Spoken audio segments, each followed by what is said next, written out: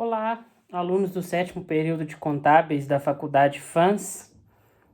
Espero que estejam todos bem, estejam se cuidando. Estamos aí há quase um mês afastados, pela quarentena, sem ter aula presencial.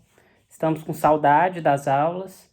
No entanto, enquanto a gente não consegue voltar, a gente continua nos encontrando por esse canal. E hoje nós vamos falar um pouquinho sobre um assunto que a gente já viu em sala de aula, que é o teste de impairment, ou teste de recuperabilidade de ativos. Qual é o objetivo desse teste?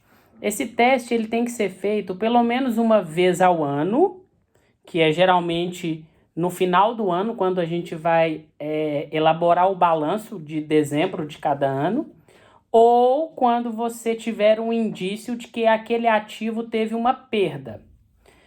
O teste de recuperabilidade ele é utilizado para ativo imobilizado, ativo intangível e investimento. Eu gosto de dar sempre um exemplo de uma empresa que tirou um veículo de uma concessionária. Esse veículo ele vai sofrer depreciação, dependendo do valor residual, do tempo de vida útil. Mas vamos imaginar que no segundo mês, o motorista que estava dirigindo esse veículo causou um acidente e o veículo teve que ir para a lanternagem para poder fazer reparos. A gente sabe que um veículo batido, ele tem uma perda de valor de mercado maior. E isso é um indício de perda. E isso faz com que a empresa tenha que fazer o teste de recuperabilidade de ativos. O que é esse teste de recuperabilidade de ativo ou teste de impairment? Nada mais é do que você comparar o valor contábil de um bem com o valor recuperável. Primeiro, vamos lá, o que é o valor contábil? O valor contábil de um bem é o valor de aquisição, ou seja, o que você pagou para adquirir aquele ativo, menos a depreciação, ou seja, menos o que você já depreciou desse ativo imobilizado. Ou, se for ativo intangível, menos o valor da amortização. Então, por exemplo, vamos imaginar que você comprou um veículo aí por R$45 mil. E aí você fez uma depreciação ao longo de um período de 5.100. Então, se a gente pegar 45 mil menos 5.100, contabilmente esse veículo ele está avaliado por um valor de 39.900. Isso seria o valor contábil, que é o valor de aquisição menos a depreciação. E aí, além do valor contábil, nós precisamos também encontrar o que a gente chama de valor recuperável. O que é o valor recuperável? O valor recuperável é aquele que você consegue recuperar daquele ativo ou daquele veículo. E o valor recuperável hoje, ele pode ser duas coisas. Ele pode ser o valor em uso. O valor em uso, gente, é o quanto aquele ativo geraria de receita deduzido das suas despesas lá no futuro e trago isso a valor presente, que é o que a gente chama de valor presente dos fluxos de caixas futuros daquele ativo imobilizado. Isso é o valor em uso. A gente utiliza a matemática financeira para poder encontrar o valor presente desses fluxos de caixa. E aí a gente acharia o valor em uso. E o valor líquido da despesa de venda, que é o valor que você conseguiria vender esse veículo, menos a despesa que você teria para vender. Então, o valor recuperável pode ser essas duas coisas que eu falei. Valor em uso ou valor líquido da despesa de venda. E aí, William, qual que eu vou usar? A gente sempre vai usar o maior. Eu vou ter que calcular o valor em uso, vou ter que calcular o valor recuperável e dos dois eu vou sempre optar pelo maior.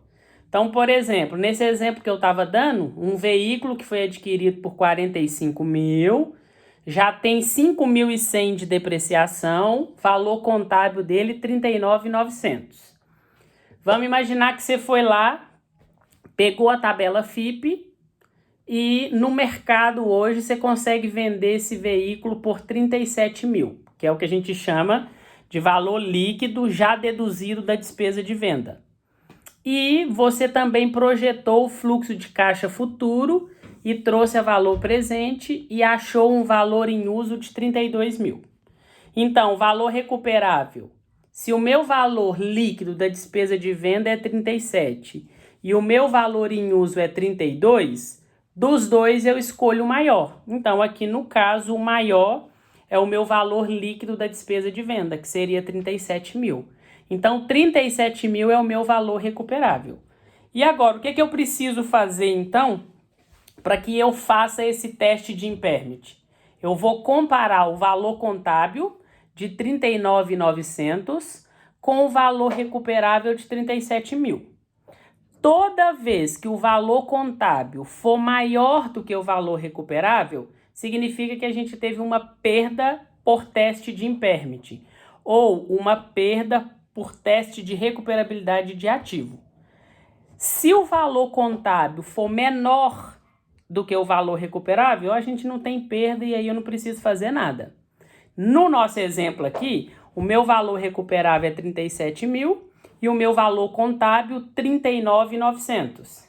39.900 menos 37 mil, o meu valor contábil é maior, significa que nesse teste de impairment eu tive uma perda de 2.900 por impairment ou perda por recuperabilidade de ativo. O teste, aparentemente, ele é simples. O que é mais difícil é a gente encontrar o valor recuperável, que vai ser sempre essas duas opções, valor em uso ou valor líquido da despesa de venda. Então, para nós que somos da área contábil, isso, com as normas internacionais de contabilidade, isso se tornou um processo dificultante lá no dia a dia das empresas. Até porque para poder calcular valor recuperável, né, não é tão simples como a gente imagina para alguns ativos. Por exemplo, uma máquina, eu não tenho tabela FIP para máquina, então eu precisaria aí de auxílio de outros profissionais, como engenheiro, às vezes corretor de imóveis, quando se tratar de imóveis, e assim sucessivamente. E é isso, hoje o nosso assunto foi esse, a gente vai ficando por aqui e espero que a gente possa se encontrar em breve na sala de aula. Fiquem com Deus, continuem se cuidando, um abraço e até breve.